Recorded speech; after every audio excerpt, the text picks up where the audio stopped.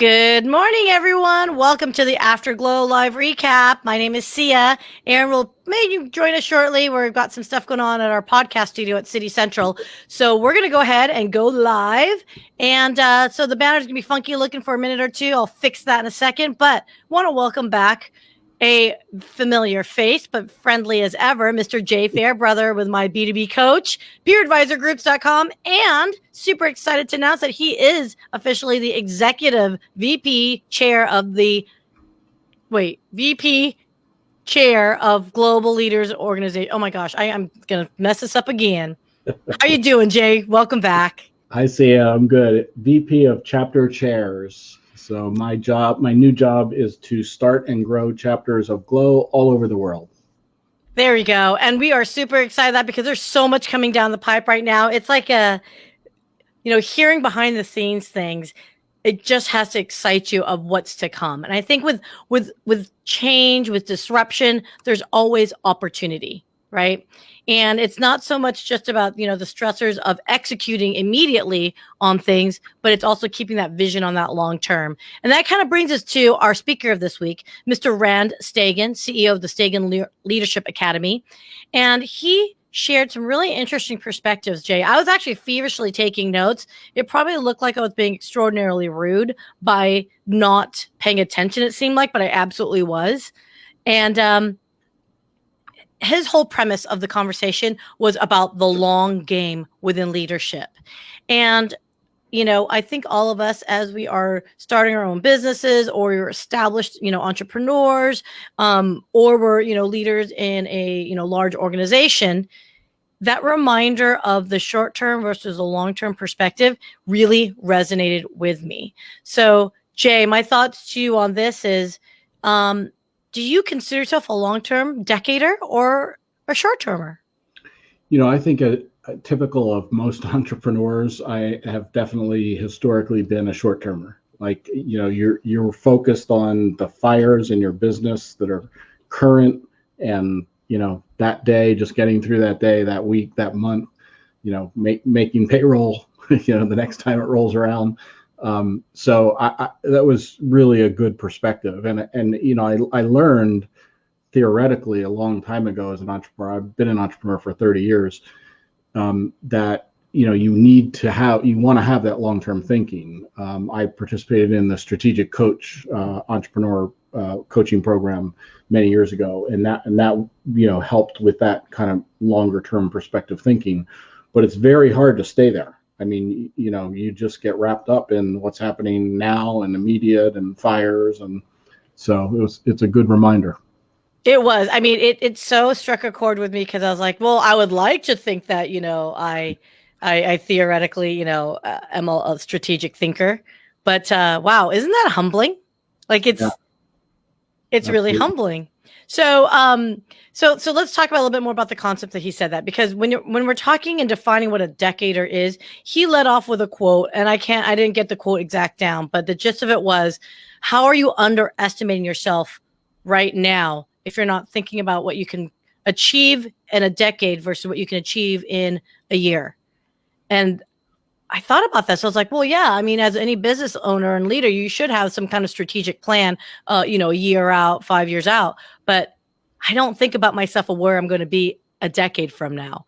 And I agree. You short-sighted yourself. So let's go back on that, Jay. So like 10 years ago, do you think you'd be where you're at today? No, absolutely not.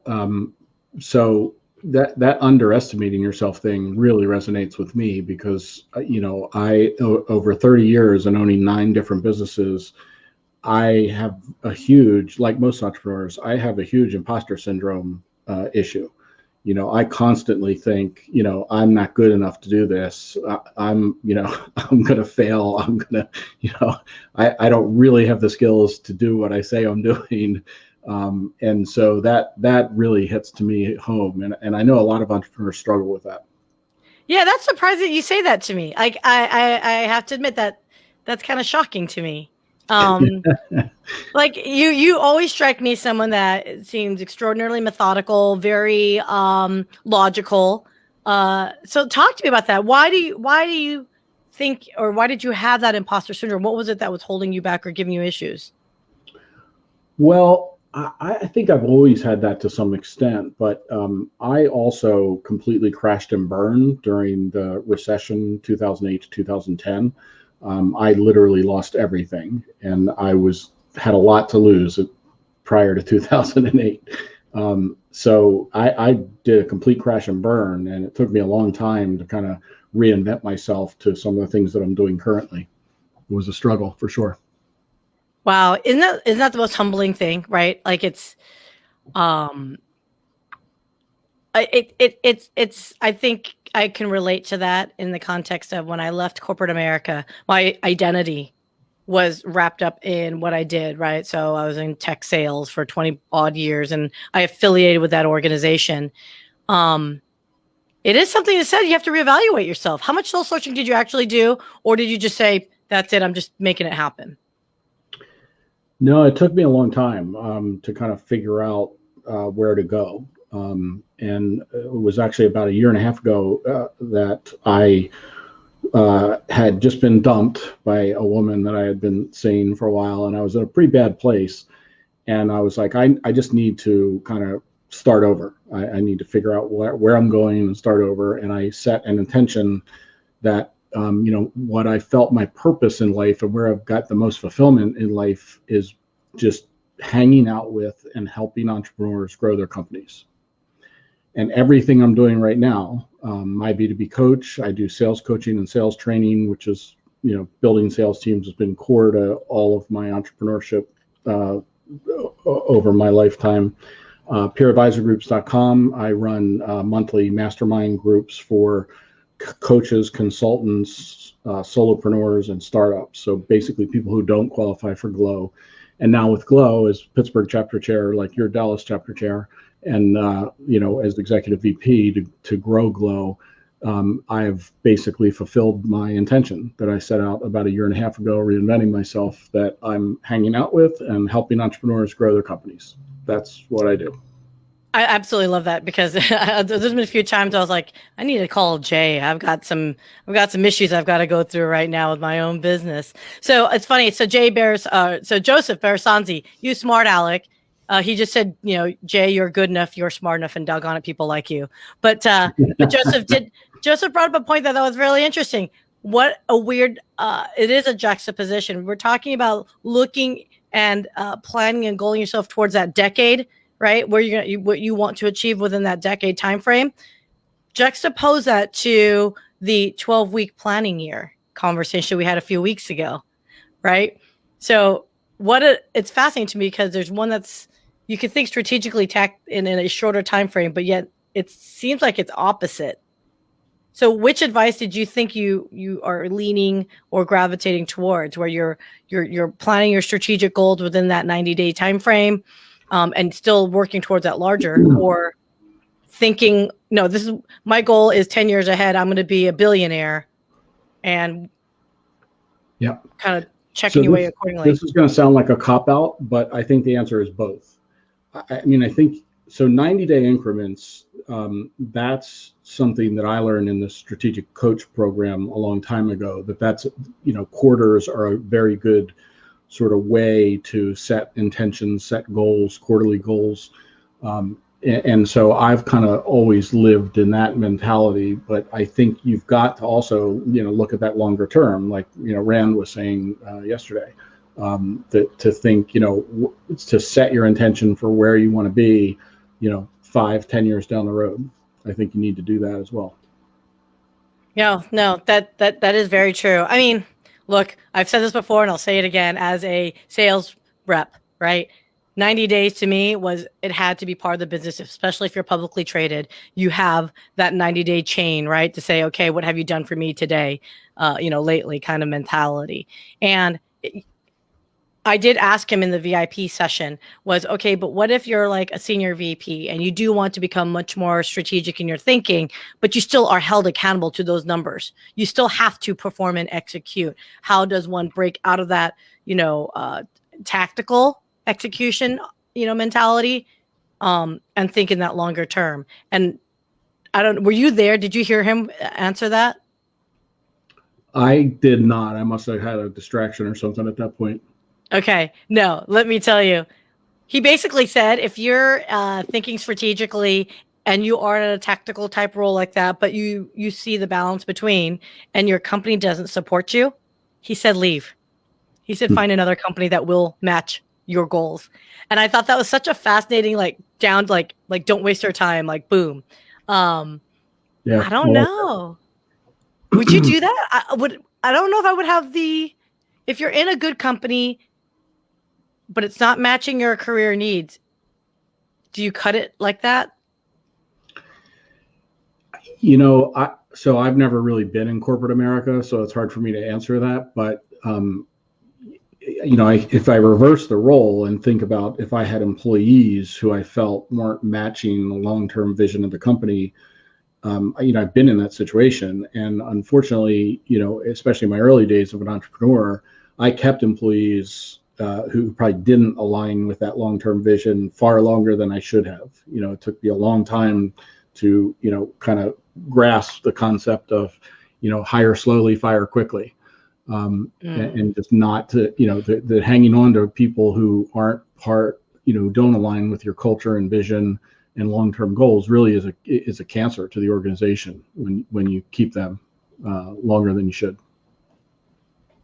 Yeah, no, that's definitely a true statement. It's hard, I think, at times to accept that, right? To pull that trigger, if you will. Hey, Erin, welcome. Hey, sorry I'm late. No worries. Live video fun. Sorry. No worries at all. I knew you were at the studio. Lovely background. Just to catch you up, we're just talking about the idea of the decader mentality versus the short-termer. And, you know, how Rand really emphasized the fact that, hey, you still have to execute, but don't short sight yourself as far as what you're looking to accomplish, that there is a decade-long, you know, vision. Or as Joseph is adding, it's that dot that Vince Poscente had said before, right? And in a previous conversation. So here's the thing that I thought was funny. He kind of switched it, and I know the conversation was really neat with Michelle. There are so many things like that Rand is doing right now that, much like most entrepreneurs, much like Jay's got 15, you know, titles here in the lower, you know, corner. He also has an organization on conscious capitalism, and it's a nonprofit org. And this was part of his long-term vision as well for the growth of his business and working with his clients on integrating business mission with, you know, missions, if you will, that is relevant to the business. So let's shift over to conscious capitalism real quick here, because he started it. They said it started back in 2008 with John Mackey and Kip Tindall. You know, we hear this often, but I feel it's resonating more now with the Gen Z generation, which is to be a successful business, there's got to be a greater good. So, Erin, just throwing you on here, were you there for that, and did you capture like what his sentiments were regarding conscious capitalism? Yeah, and I'm sorry if I'm really quiet. I'm not in a room, so I don't want to shout. So hopefully I don't sound too quiet. But no, I think, just a side note, by the way, I've heard it's a really incredible group to be a part of if you want like good networking and good meetings. I've heard really good things about the organization. But I do believe that, especially nowadays, if you're going to attract a younger generation, it's more than just we're a great brand. You have to have something bigger than you, that you're, you know, Tom's shoes, stuff like that. Not that you have to give away something free every time, but you're going to attract a greater audience when you're not just about yourself, and when you do stand for something. So I do think it's really important, because more and more people it's not just a nice to have, more and more people are demanding it. Right. Jay, what do you think? So you know, this to me ties very closely to GLO. You know, GLO is all about consciousness. It's all about helping entrepreneurs grow, become better leaders, gain access to capital, things that they just don't, you know, typically or have difficulty, you know, finding. And that's, and the same thing in terms of that long-term perspective. Like, as chapter chairs, we're all struggling right now because of COVID, that it's hard to grow GLO. It's hard to get members to jump in when we can't have in-person meetings. But to me, that's the key, is looking at the longer term issue, right? And even some of the frustrations we have as chairs when we're like, come on, GLO, we need to do this part faster, or we need to get this part done. And we're frustrated by that, but you got to keep that long-term perspective. I think GLO in 10 years is going to be the prominent entrepreneurial community in the world. And I truly believe that. I think that's where we're going.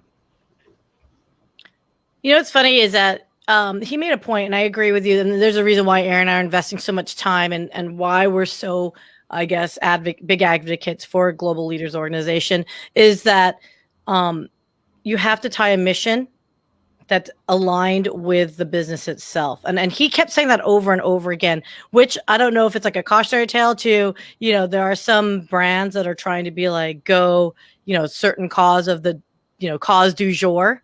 And Jeff Sinelli mentioned it when he was on last, was you make sure it ties back and it reflects the business as well, right? So he gives away peanut butter sandwiches, right, as part of Which, that ties into the business. It's not something that's like, Jeff Sinelli supports, underwater basket weaving, right? It's got to make sense where it doesn't feel like it rings false to the organization and the community that social cause, whatever it is that you might be supporting.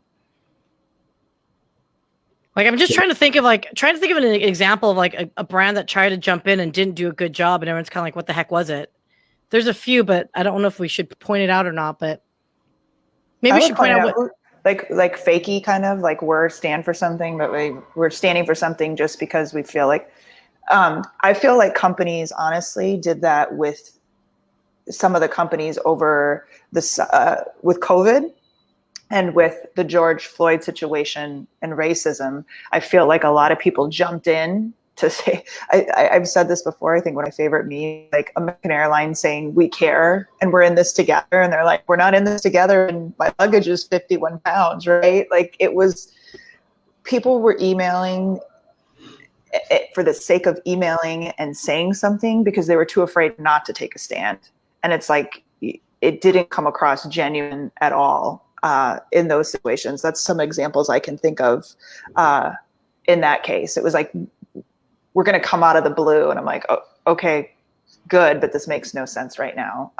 Those are a couple of situations I can think of off the top of my head. Yeah, I mean, I think it has to go with authenticity, right? It's 100%. If you're not authentic to who you are, and I think that this is also like, oh gosh, so many other previous speakers have talked about authenticity. You can't execute, and challenge me on this, you guys, if you don't agree. You can't execute on a decade-long vision that Vince, mentions, if you aren't true to yourself. Because if you're not true to the core values of who you are or what your business value is, you're not going to be able to sustain that decade-long goal. Agree? Disagree? Agree.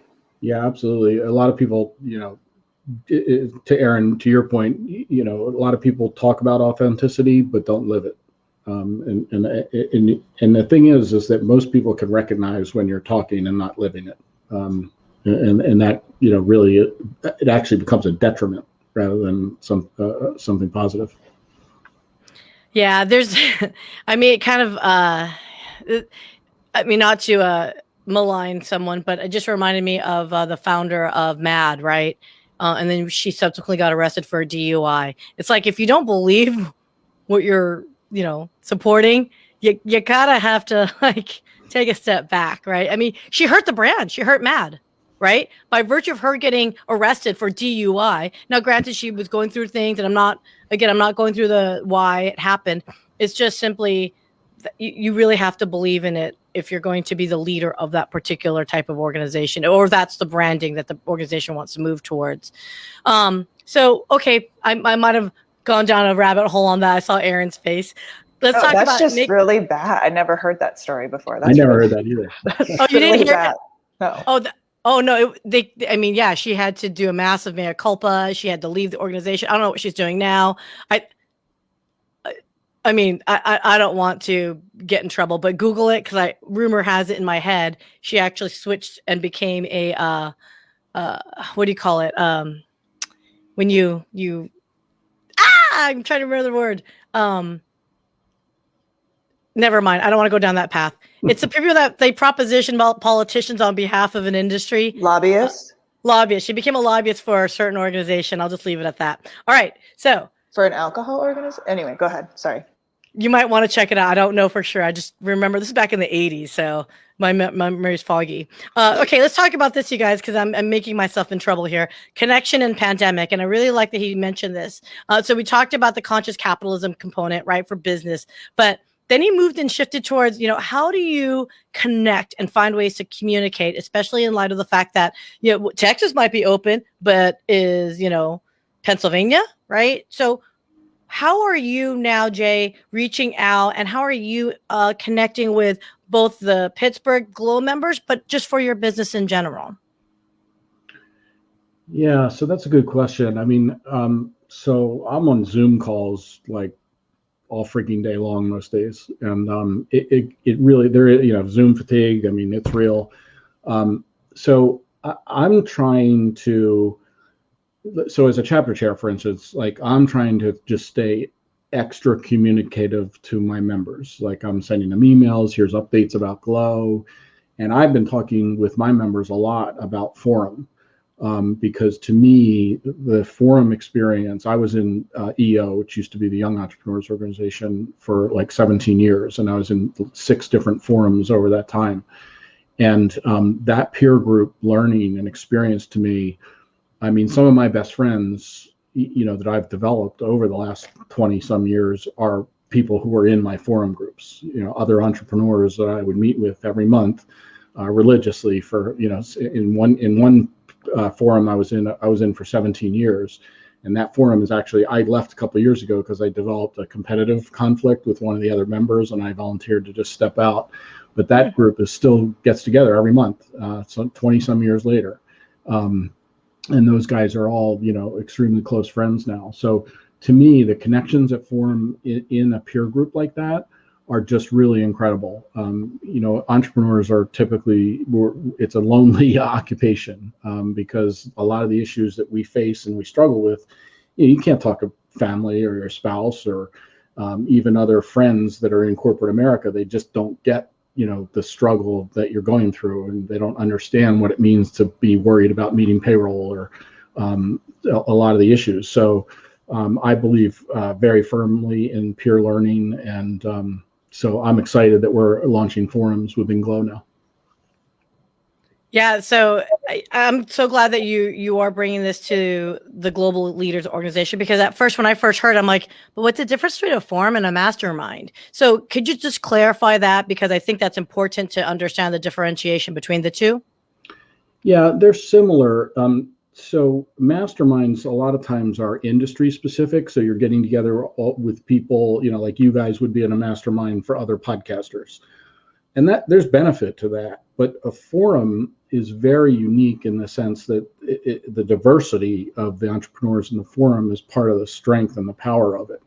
I remember the very first forum I was in the fundraising business, and I had a guy in my forum who makes precast concrete flooring, the big planks that make the floors in large buildings.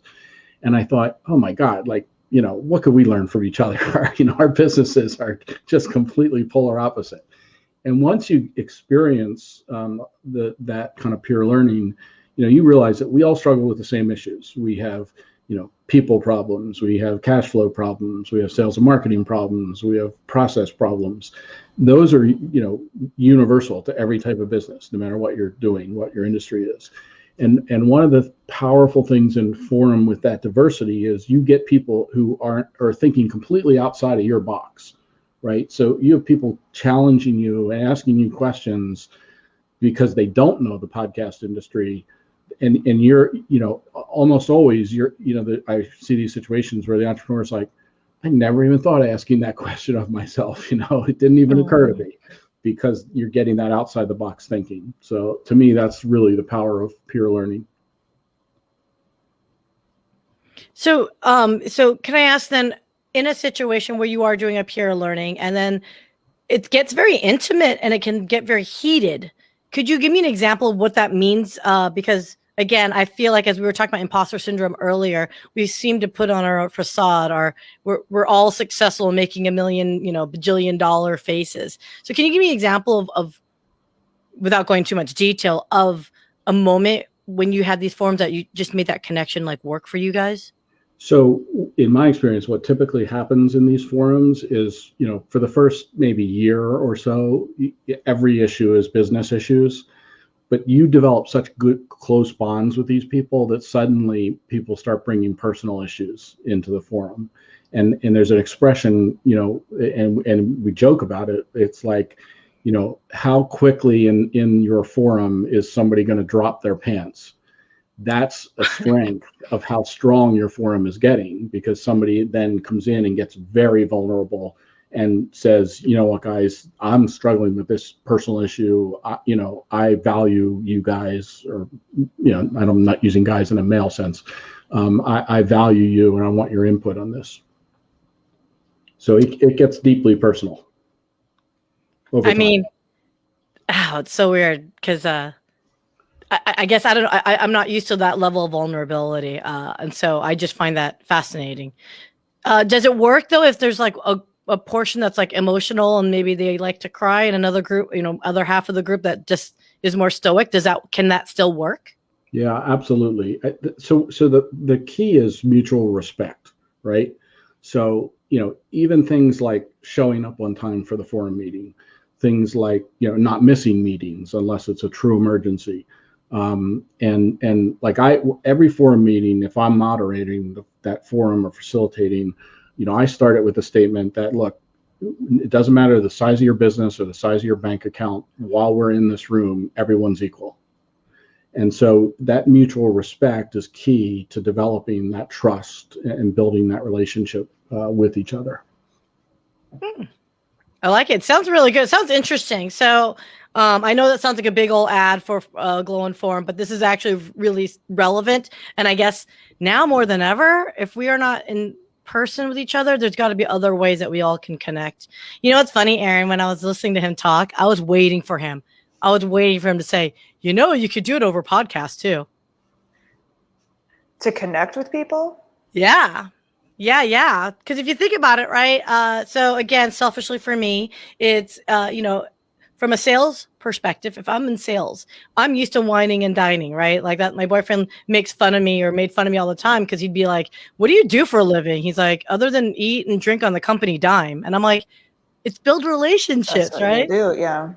Right. And so, and we've worked with this. So one of our clients, Paul DeLegro, he does his podcast, Business Brains and the Bottom Line, 100% for the purpose of, if he can't get in front of his clients and prospects, he started this podcast so he could talk about topics, invite his prospects and clients onto his shows. And it's a way for them to have a conversation, not talking about pure, what's your network look like today? It was more like, hey, let's have a conversation, get to know each other. And over time, you build that credibility, that personality, likability that you can't do over a standard Zoom meeting. It's, a podcast has a different twist to that interaction. And I was thrilled. I was like, yeah, say it. Come on, Rand, put it out there. But he didn't. Well, I'll say it. I think one of the reasons you guys have such a successful podcast is because like this, this really felt like we were connecting and having a real conversation, not like this was some, ad or pitch or, we're here to do anything other than connect. So I compliment you guys. You make this very easy and you're very good at what you do. So. Oh, well, thank you. Well, you know what? I'm gonna leave that compliment on a high note because we're actually wrapped up on time. I can't believe how fast these 30 minutes go. So, Jay, for those that want to get to know you, join Pittsburgh, learn more about GLO to become a chair themselves, or about your coaching and or peer advisor groups, like how do we get a hold of you? Yeah, it's pretty easy. Fairbrother.com is a place to start. And email is jay@fairbrother.com. You can find links to all of my other, things that I do on that site. Absolutely, we are trying to grow GLO. So if anyone listening has an interest in becoming a chapter chair for GLO in their city, by all means, reach out to me. Excellent. And Erin. And then I'll selfishly pimp out the Dallas chapter of GLO. So all of this is part of being a premier member, and forums will also be part of that. So if you do want to not just listen, there's great content coming out of GLO, and we get a chance, the last 15 minutes to have personal questions, but also, really take it to that next level, find a group of peers, like to Jay's point, who are right where you are, to help take you to that next level. Definitely check out with GLO.com. Syya and I would love to have you be a part of the Dallas chapter as a peer member. But if you're not in Dallas, we understand, and join the city that you would make more sense for you. Absolutely. And there is a great online platform within the withglo.com membership page. The membership site has a lot of material, content, connections, as well as a big important one. I know a lot of people have been talking about it. If you are looking to get access to capital, or you're considering it, there's a huge section that we dedicate within GLO for organizations to make the connections and coach you on preparing yourself to get ready for access to capital, or even presenting yourself. On that note, so next week, you guys, next Thursday, we have Victoria Labalme, and I am so excited for this one. I know I say it all the time, but this is slightly different. She has a 20-year background in performing arts. So we talk about a lot of the business side of things, right? But then there's the presentation, the engagement, why do people want to freaking listen to you, right? If you're going to walk them into a room and the person that's presenting is dry as all get out, are you inclined to listen to them? The odds are, unless they're a billionaire, probably not. So Victoria Labalme is joining on March 18th at 10 a.m. Central Standard Time. Definitely go to Global Leaders Organization to RSVP, or you can watch it live on on YouTube and Facebook. And on that note, guys, is anything else you guys want to add or say? I think we're good. And you know what? Everyone have a safe and wonderful weekend. Until then, enjoy the afterglow.